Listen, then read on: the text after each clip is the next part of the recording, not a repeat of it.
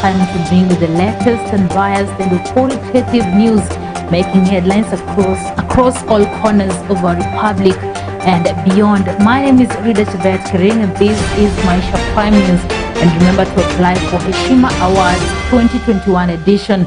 Visit the website www.heshimaawards.co.ke and follow the procedure.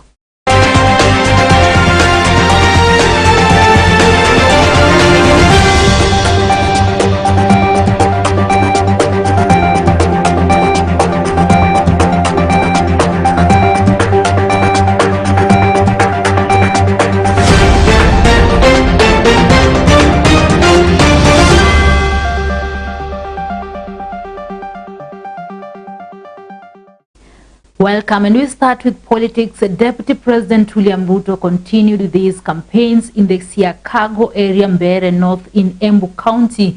The DP, who has been on an expansive tour of the Mount Kenya region, waged on with his bottom-up economic agenda while calling on the youth to join him in changing the country. Antonio Sundo brings us the full story. Uchumi kwanza, uchumi kwanza, uchumi kwanza. Sawa sawa. Tumekubaliana. It is not done until it is done. Mimi ninasema mwaka ujao kwa sababu 80%. This is what runs in Deputy President's mind with his bottom-up economic model as he continues with his Embu County political tour in Siakago, Mbeere East. Tutapanga pesa ya serikali kusaidia kilimo kwa sababu kilimo inachangia 50% ya GDP ya Kenya. Hakuna vile tunaweza kubadilisha Kenya kama hatujaweka pesa ya serikali kwa mambo ya kilimo, kwa sababu kilimo inachangia sehemu kubwa. Ruto has emphasized on what is seen to be giving Embu residents and Kenyans at large the main meaning of bottom-up economic model, saying he must in any way deal with cartels to make sure business people and those doing agriculture sell their products without any interference. Mimi ninasema tutawapatia mbegu, tutawapatia mbolea, tutapanga vile mtapata soko ya sawasawa, na tuhakikisha ya kwamba tunafukuza mabroka na ili kila mkulima apate bei ya sawasawa kwa mazao yake, na pia tufikishe chakula sokoni kwa bei nafuu ili tuanze kupunguza gharama ya maisha Kenya, ndio kila mtu aweze kuafford chakula kwa meza yao na watoto wao.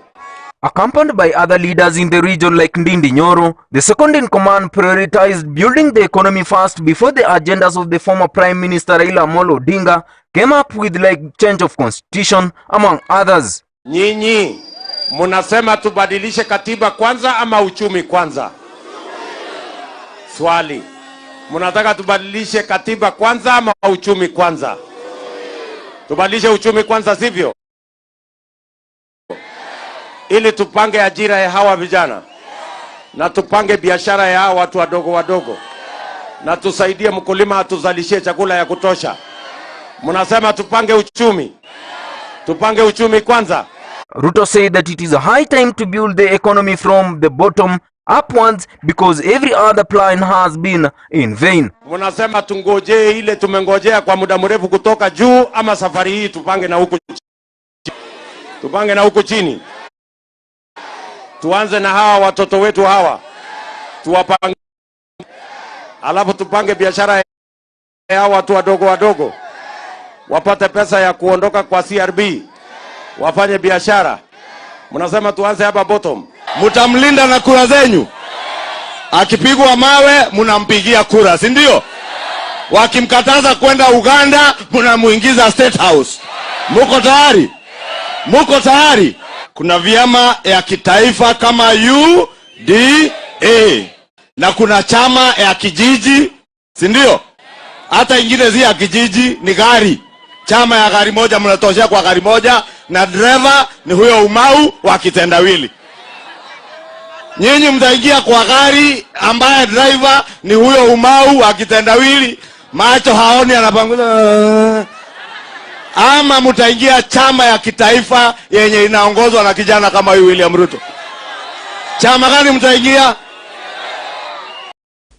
MPs allied to President Uhuru Kenyatta's Jubilee Party have planned major rallies in 35 counties in the build-up to the National Delegates Congress slated for November 30th. The party plans to conduct the Delegates Conference that seeks to kick out allies of Deputy President William Ruto from the ruling outfit and pave way for a new team allied to Kieleweke wing. In the plan finalized on Thursday by the over 20 members of parliament in a meeting in Nairobi, the NDC will attract about 3,500 delegates, including 100 each from 35 counties. Bushebi Jr. with more. Call it showdown or clash of the political titan. Ati saizi wanasema ati ile mabaki ya Jubilee. Sasa wanatusumbua na Jubilee nini? However, the historical clash between the Deputy President William Ruto's Jubilee now UDA camp and the pro-handshake bandwagon looms as President Uhuru Kenyatta's allies plan to lock out Tanga wing from the planned Jubilee National Delegates Conference. We are preparing for our National Delegates Conference, and that is the highest organ of the party. Organizers of the event plan to use the COVID-19 restrictions to sieve out the rebels from the NDC that is expected to officially kick out Deputy President William Ruto from the party. I know what I am saying. The officials have insisted that they will carefully go through the delegates list in every constituency to avoid infiltration by some members who have since shifted their loyalty to other parties, notably the United Democratic Alliance. Wapi mikono ya UDA? Sisi tunataka kuambia my friends, sisi tuko masaa na tuko rada na tuko chonjo. Tuko na chama ya mahasla. Chama ya mahasla inaitwa nini? Ati inaitwa nini? Ati inaitwa nini?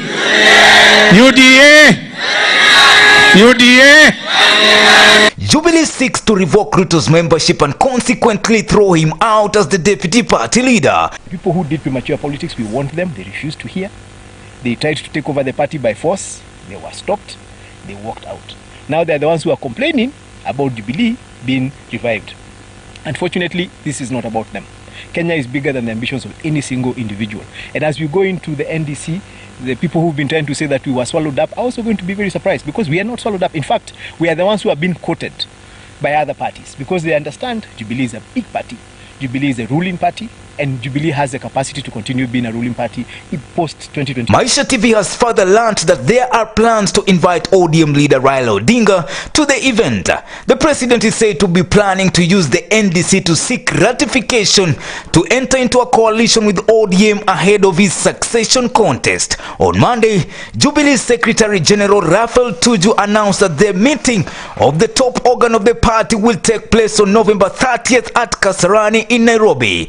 Jubilee Coalition Joint Parliamentary Group Secretary Aden Kainan said they would not compromise on party discipline and will do everything in line with the constitution to restore order. His remarks suggest the resolve by the party to kick out Ruto and his allies over their association with UDA. And so I'm looking forward for the NDC, where I want to hear my party leader giving us a way forward on how we are going to run our affairs. As Mheshimiwa Ngujiri has said, for us, we have been working for the last 4 years. And it is interesting that the track record of what Jubilee Party has done, actually not just for the last 8-9 years, we've done a lot of groundwork. And so they choose to associate themselves with the development of the party. But when it comes to the issue of the party, then they choose again to go to another party. The DP has publicly declared that he plans to vie for the presidency on a UDA ticket. Jubilee tayari iliisha na wao ndio walimaliza. Si hawa watu wote wanajifanya bado wako Jubilee, wameshahama wameenda ODM. Na sisi wengine tumehama tumeenda UDA. Si sasa hii Jubilee tu ifungwe ama namna gani? Sasa wanatusumbua ya nini? Ati sijui wanataka kutufukuza. Mnatufukuza kutoka wapi na nyinyi tayari mlienda ODM? The current status of Jubilee, in terms of rank and file membership is like a scrap metal. So I'll tell you, the status of Jubilee is like a scrap metal, and which they want to sell to ODM as a scrap. And I want to tell them, we are tired of their intimidation and blackmail, and we have no business. We are not in the business of buying Jubilee as a scrap metal. Mimi nikewauliza kwa heshima, hiyo chama ilikuwa inaitwa Jubilee, tufanya liquidation, kila mtu arudishiwe share yake, kwa sababu hakuna mtu amebakia huko. Nirudishiwe share yangu, Kang'ata arudishiwe yake, Kanini apewe yake, Sakaja apewe yake, kila mtu aende nyumba yake ambayo ni mpya. Sisi walituondoa kwa viti, wakatunyang'anya viti ya mbunge. Kama mimi wakili, kiti yangu ilienda kwa Otiende Amoro, kiti ingine ya mjumbe wetu ikapelekewa Gladys Wanga. Sasa hakuna kazi huko kwa chama. Wanatisha, wanasema wataondoa nani kwa chama, kama hawa watu wote tumeondoka kwa chama, sasa tuko UDA. Sources say the president's allies plan to prepare a list of loyalists to attend the meeting to avoid political showdown. What we are now doing is to be able to formalize the relationship between ODM and Jubilee. Mumias East Member of Parliament Benjamin Washali vowed to attend the meeting and tell off Uhuru and his allies for killing the party that swept him into power. Mr. Washali said he was yet to receive an invite. Former Jubilee Party Deputy Secretary General Caleb Kositani said he will not attend the meeting since it was illegally convened. He claimed that the party has no grassroots delegates since it has never conducted elections to pick officials. Garissa Township Member of Parliament Aden Duale scoffed at schemes targeting leaders allied to Ruto, terming them tired threats and blackmail. Mr. Duale said they were not interested in what is happening in Jubilee since they have moved to UDA and are focused on building it into a national party. Jubilee is our party, and we have realized that it has serious structural defects in terms of a political party. Jubilee is not well, is sick. Some of the key organs of the body or of that party, Jubilee, are not functional. They have ceased to function. So for a long journey going 2022, we cannot use a party that has serious structural and organ failures. For Maisha Prime, Maisha Television, I'm Bishabi Jr. And opinion poll released by Tifa Research on Friday shows that Deputy President William Ruto still leads in the 2022 presidential race, but ODM leader Raila Odinga has gained significantly since June. Ruto has seen a marginal drop of 1 percentage point, with his closest rival Raila Odinga gaining by 15 percentage points between June and November this year. The poll shows that Ruto leads the race with 38%, followed by Raila, whose presidential bid attracts 23% support. Almost a quarter of the 1,519 respondents in the Tifa poll reported that they were still undecided on who to vote for in the upcoming election. ANC leader Musalia Mudavadi comes in the third with 2%, followed by Wiper leader Kalonzo Musyoka at 1%. The study sponsored by Tifa was carried out between 7th and 13th November 2021. The ghosts of flawed nominations in the last two elections are creeping back to haunt the leadership of the Orange Democratic Movement Party, with presidential aspirant Jimmy Wanjigi calling out his party leader Raila Odinga, who hinted that party candidates could be chosen on consensus. Wanjigi says that the decision is against the dictates of the ODM party constitution and should not be allowed to thrive. My party leader, Raila Amolo Odinga, Yesterday, he made a comment about nominations being a consensus arrangement, a party nomination exercise. Hii chama ni ya wananchi. And the people must decide who they want and when they want them. Isije ati sasa munajifungia kwa room mahali and you pretend that you are deciding who are the candidates for MCA, who is a candidate nominated for MP, nani atakuwa governor, nani atakuwa rais. Hapana. This is established in the constitution of ODM, how that process is to be done, and is to be conducted by delegates, by wananchi, by members of the party. The people decide who their leaders are. There are no shortcuts. That is democracy. Hakuna shortcut ati munajifungia kwa room. Don't be afraid of contest. Some of us are not afraid. We are prepared to face you, whoever you are, wherever you are. And the young people of this country are not going to be taken through a process ya kwamba democracy is something negotiated in a room. Mutakubali hiyo? Are you going to mutakubali hiyo? Bas, it is a question of wananchi. Na mukikata tutawafagia kabisa. Now let's move to Western Region. Truck drivers along the Northern Corridor have attributed the traffic snarl-up on the busy highway to the slow pace of clearance by the Malaba border officials. According to the drivers, the snarl-up was costing them time and money, with some even claiming to spend close to 1 week to get to their destination. Haja yenyewe ni ngumu sababu ukisimama kidogo mwenzako anakukata mwenye haraka. Hata hizi kupata nafasi kwamba umeenda choo kidogo ama choo kubwa, hiyo haja ni ngumu sana kwenda. Hata wacha kukula kwa shida ni line tu. Tumeingia Kimaitu usubuhi, tumeingia kwa line, tumeshinda na tumekesha. Gari kama tangi za kuna kampuni nyingine zina overlap na askari kwa barabarani na ndio ana escort. Yenyewe askari. Sisi tumepanga laini, tumeshinda hapo na tumekesha. Watu wanapita. And matters of corruption in the judiciary have reared its ugly head yet again after an expose surfaced allegedly linking the High Court Judge Said Chitembwe to corruption, despite the judge defending himself in a media interview. The matter has caught the attention of the Chief Justice, Martha Koome, who was about to take action. In a brief statement, Koome says that she will be meeting with the Judicial Service Commission, JSC, and they will discuss the matter before giving the next course of action. Corruption and perceptions of corruption in the judiciary not only undermines the court's credibility as corruption fighters, but also erodes trust in the courts.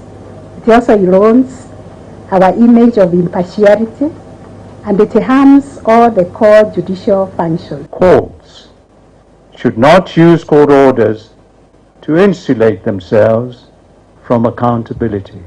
In many quarters, it has been observed that perhaps judicial officers are preaching water but drinking wine, demanding of others standards that they are not willing to apply to themselves. To accomplish 100% case clearance rate, we will require a combination of various factors, such as effective use of technology, interagency coordination, adequate staffing and funding, habitable courtrooms and working stations, in addition to the single most important ingredient.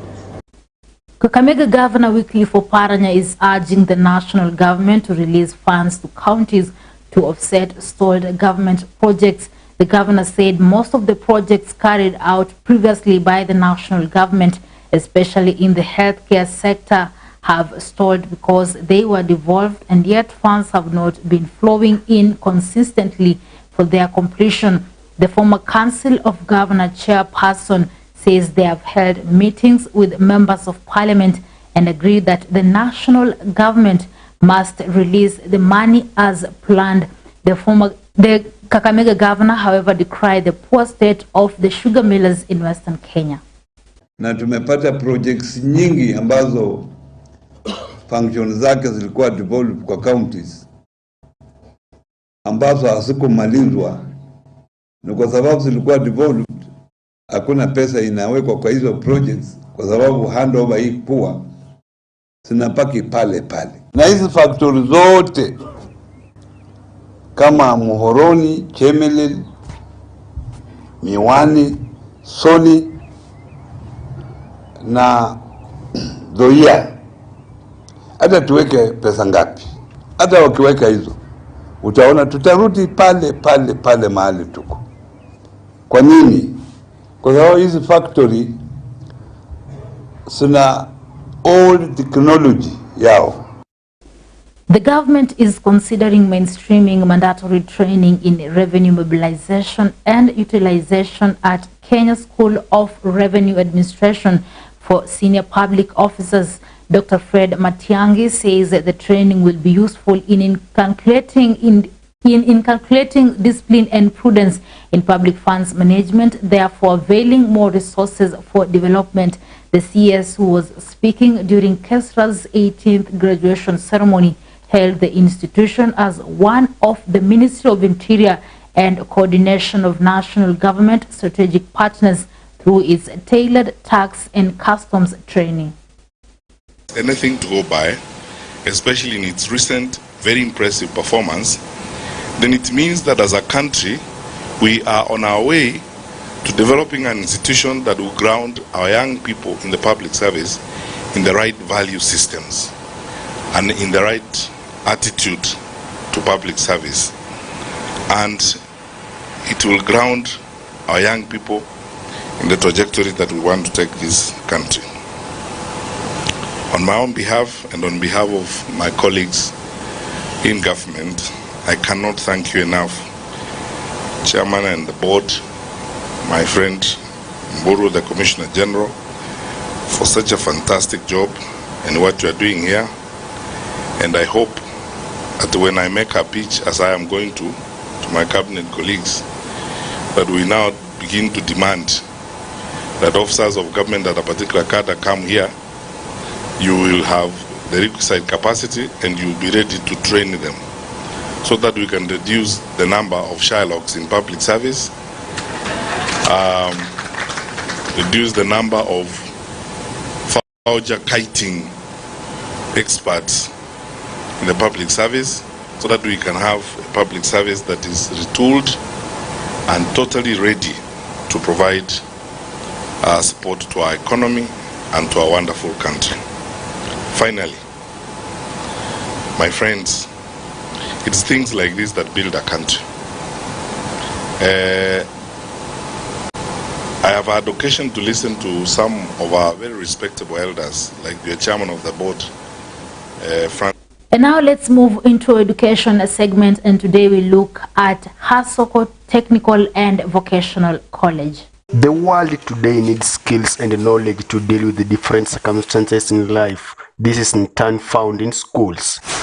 Hasoko Training Vocational Center, located in Bumula Sub-County in Bungoma County, is known in offering advanced courses in certificate, diploma and arts and courses in various fields, as James Wangalo, the school principal, narrates. I'm James Wangalo from Hasoko Vocational Training Center as a principal instructor. Our main aim here is to train youth in various fields. This is a center of excellence. It's called Hasoko Vocational Training Center.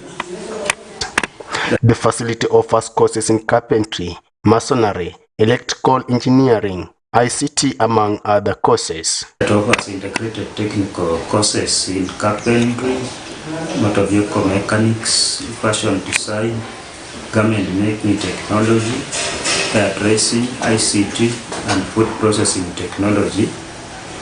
In total, we have 7 courses. Hapa ni kwa garment making, tunajifunza kushona, kutengeneza nguo za wanawake, hasa za wanaume zote. Na wakati wanafunzi wanapoingia hapa, tunaanza kuwafundisha, na kama first years tunaanza na brown papers kama zenye ziko hapa juu. Wanafanyia hapo practice zao. Sasa tukiona wanaendelea vizuri, tunasonga sasa, tunawaweka kwa materials. Wanaanza sasa kukata, kama hao wanashona hao. Na hata saa hizi kuna wale bado tuna enroll, kuna wale wameingia kama huyu. Hasa ukitoka huko nje, wewe umeshashona, umeshajua kazi, na kwa vile Kenya kazi imekuwa haba, tunawaambia watakuwa self-employed. Funza hasa upande wa masonary na hasa nahimiza vijana ya kwamba kazi ni kazi, hasa wale ambao wamekuja kuchukua kazi ya ujenzi wanaamua vizuri, ni kazi ambayo inaleta mkate wa kila siku. Kwa hivyo nahimiza vijana bunge na shule ya ufundi. Instructor agribusiness hasa kwa vocational training center of excellence kwa Bungoma sub-county. Nafanya na county government of Bungoma, na kama hasa kwa vocational training center department ya agribusiness tumeamua kufanya kilimo biashara kwa sababu wako na mtaalamu kama mimi. Tumepanda ndizi, hizi ni tissue culture, banana, improved technology. Tumepanda mahindi na hii inatusaidia income generating activity. Huwa tunachukua wanafunzi wenye wamemaliza class 8 na wale wenye wamemaliza form. The facility has good infrastructure which offers its trainees humble environment for learning. We have workshops and classrooms, 5 twin blocks that entails carpentry and joinery, masonry, MPM, dressing, garment making, agribusiness, library, ICT administration block, stores and food technology. 2 blocks for girls and boys hostels, 1 twin block for staff, 1 kitchen stroke dining hall, 3 blocks of toilets for staff, trainers and trainees. We have also a forest of eucalyptus when you look up there, and events that have taken place from August 2020 to December to November 2021. We resumed training from COVID-19, which also affected us on enrollment, and we have put in place COVID-19 requirements like washing stands, sanitizers, fumigants, washing liquid soaps. Mr. Wangalo has appreciated the Bungoma County Governor Wycliffe Wangamati for funding the students through bursary funds. With current status, on behalf of Board of Management of Hasoko VTC, my sincere appreciation goes to the County Government of Bungoma through the leadership of His Excellency Governor W.W. Wangamati for considering the institution's well-being by staffing, awarding of bursary fees, considering Hasoko to be a center of excellence, facelifting the institution through infrastructure where it's putting up modern MVM workshop, administration block and renovating of all buildings. From 79 trainees, it has increased to 80 trainees, and we have been privileged with 7 public service instructors in carpentry, food technology, ICT, garment making, masonry, motor vehicle mechanics, and agribusiness. Thus, 1 instructor in masonry, 2 hairdressing, and 1 MVM practical instructor are on board. They are up to 10 trainers. He's calling on the well-wishers to help the facility in purchasing of learning equipment for smooth learning of students. So for the trainee to work effectively, there should be even more modern tools so that they assist the trainees to learn smoothly and acquire proper and appropriate skills in their areas of specialization. So we should also have refurbishment of masonry workshop to change them to be agribusiness classroom or administration block. So they should also set up modern MPM workshop, which is in line now as we are talking. Then registration of NAFSET exams center especially for food technology and ICT, and to purchase a strong pickup for income generation to curb BOM staff payments. For Prime News Maisha Television, I'm Philip Simi. President Uhuru Kenyatta has urged African countries to come together and develop smart solutions that unlock the blue economy while protecting the health and sustainability of the oceans. Kenyatta called for not only regional but global collaboration in developing a common position to tackle ocean-related threats and challenges and sustainably utilize the opportunities the ocean offers. Ladies and gentlemen, the African Union Agenda 2063 recognizes the blue economy as a lever for economic transformation and growth, especially for its 38 coastal and small island states. However, implementation of this vision is still very nascent. Africa currently accounts for less than 7% of the global market for blue products. And I do believe that we could easily double this figure in less than 10 years. In the process, we would spur faster economic growth in our coastal states and create a huge number of jobs for our young people. I believe we need to firstly commit to sustainably manage 100% of the ocean area. Kenya is currently developing a marine spatial plan, and as a member of the Global Ocean Alliance, we are committed to put up to 30% of our oceans under marine protected areas by the year 2030. The second is to strengthen maritime security. Marine security threats, including illegal, unreported, and unregulated fishing by foreign trawlers,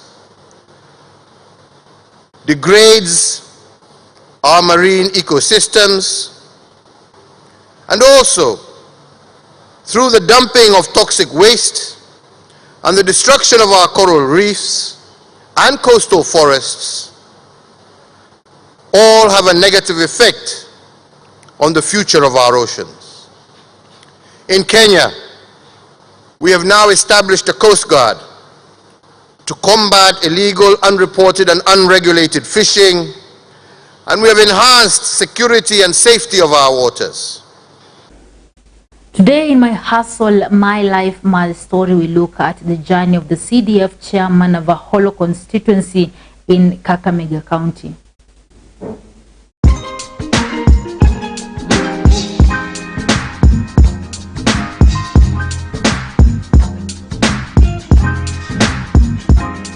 When God blesses you with the power and strength to hustle, then do it, because if you don't, it will be a debt that will forever stick on you. The power and spirit to hustle is the best weapon one can ever have in life. The power and spirit to hustle is the best weapon one can ever have in life. Na wakuwe na ile moral. Wakiona imeshuka, sio pia nao washuke. Wajaribu vile wanaweza kuboost hizi biashara zao na zikaweza kusonga mbele. Jua hakuna kitu kizuri ambacho kinakuja kwa uwepesi. Hata ndio itwe gold, inapitia hali ngumu ndio ikuwe gold. Sasa ningependa tu kuadvise wanabiashara wenzangu kwamba wakuwe na hiyo moral na bidii. Na hata pia wajue Mungu yupo. Kwa kila jambo wahusishe Mungu. Mungu ndio muweza wa kila kitu, na wanapokumbuka kutoa hata fungu la 10 kwa biashara zao, God hataweza kuwasahau. Mungu anaangalia moyo ambao unajitoa. So ningependa kuambia wakuwe waombezi sana na waamini Mungu kwamba anaweza.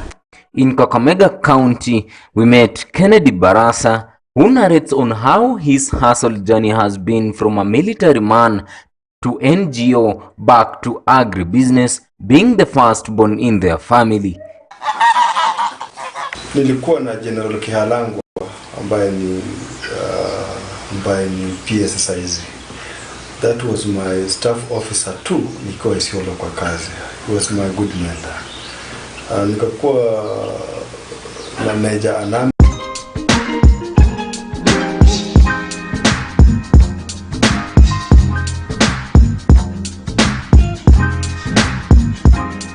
When God blesses you with the power and strength to hustle, then do it, because if you don't, it will be a debt that will forever stick on you.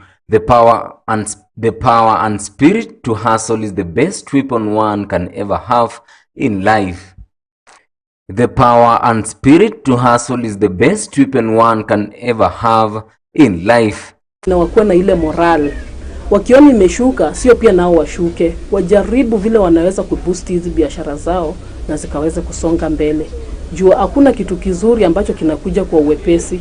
Hata ndio itwe gold, inapitia hali ngumu ndio ikuwe gold. Sasa ningependa tu kuadvise wanabiashara wenzangu kwamba wakuwe na hiyo moral na bidii.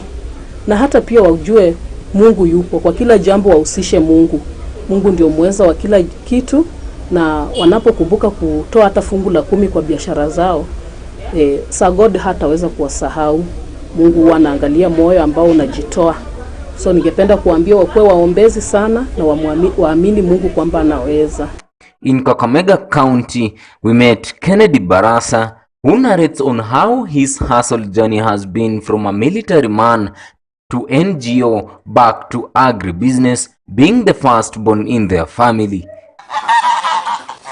Nilikuwa na General Kihalangwa ambaye ni PS saizi. That was my staff officer too, nikiwa Isiolo kwa kazi. He was my good mentor. Nikakuwa na Major Anami by then, alikuwa na rafiki yangu mzuri, alinisaidia kujua kazi. Na wakati nilikuwa kwa walinisaidia pia kuendeleza masomo. Walinipeleka nikasoma maneno ya kompyuta. Wakanipeleka nikasoma maneno ya administration, clerical duties.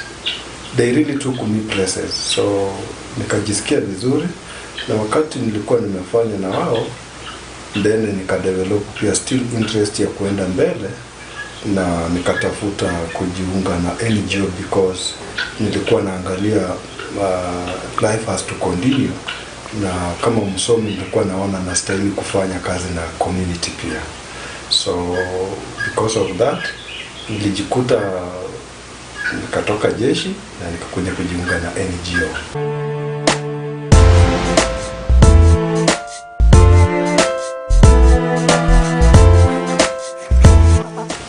Now, hii NGO nilijiunga nayo ni NGO moja kutoka Netherlands. Hii NGO from Netherlands ilikuwa inafanya agribusiness and iko spread across so many continents. Tuko imekuwa inafanya Europe, Africa, in countries like Cambodia, tukakuwa Namibia, Ethiopia, Tanzania hadi Kenya. Ilinifunza maneno mingi because wakati nilikuwa jeshi tulikuwa tunajifunza maneno na pillars of life. Among the pillars of life tulikuwa na kitu kama good citizenship, good soldiery, resettlement. So out of the 4 pillars nilichukua resettlement because that one in maisha beyond where you are. Now that's why niliona nikiingia NGO itanisaidia at least to expand my interest. Na actually imenisaidia, nimekutana na watu, nimetengeneza miradi na tumesaidia because ilikuwa inadili na life for the children and the society. We assisted the community to get out of poverty, kutumia njia za soft loans na kupanda vyakula na kufanya marketing.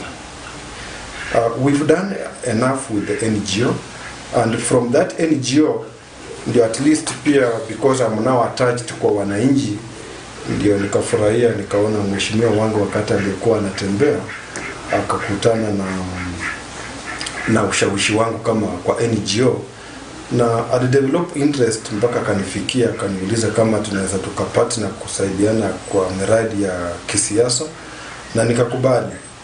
Wakati nimekubali, sasa nikaanza kurepresent NGO kwa NGCDF ya Navakholo. Later on, he tried me in different categories. Akanijaribu basari, akanijaribu tenda, akanijaribu wapi, mpaka hatimaye akaona natosha na kukuwa chairman CDF wake. Inafanya agribusiness and iko spread across so many continents. Imekuwa inafanya Europe, Africa, in countries like Cambodia, tukakuwa Namibia, Ethiopia, Tanzania hadi Kenya. He outlines on how better one can manage such like agribusiness projects to make sure he gets success at the end of the day. Kennedy urges youths to come and venture into the agriculture projects as they will pay them with a lot of success. Ilinifunza maneno mingi because wakati nilikuwa jeshi tulikuwa tunajifunza maneno na pillars of life. Among the pillars of life tulikuwa na kitu kama good citizenship, good soldiery, resettlement. So out of the 4 pillars nilichukua resettlement because that one in maisha beyond where you are. Now that's why niliona nikiingia NGO itanisaidia at least to expand my interest. Na actually imenisaidia, nimekutana na watu, nimetengeneza miradi na tumesaidia because ilikuwa ina deal na life for the children and the society. We assisted the community to get out of poverty, kutumia njia za soft loans na kupanda vyakula na kufanya marketing. We've done enough with the NGO, and from that NGO ndio at least pia because I'm now attached kwa wananchi ndio nikafurahia nikaona mheshimiwa wangu wakati alikuwa. Well, thank you for keeping me company throughout the bulletin. That's all we had for today. My name is Rida Tibet Kering, and remember to apply for Heshima Awards 2021 edition. Visit the website www.heshimaawards.co.ke and follow the procedure. Enjoy the rest of your day.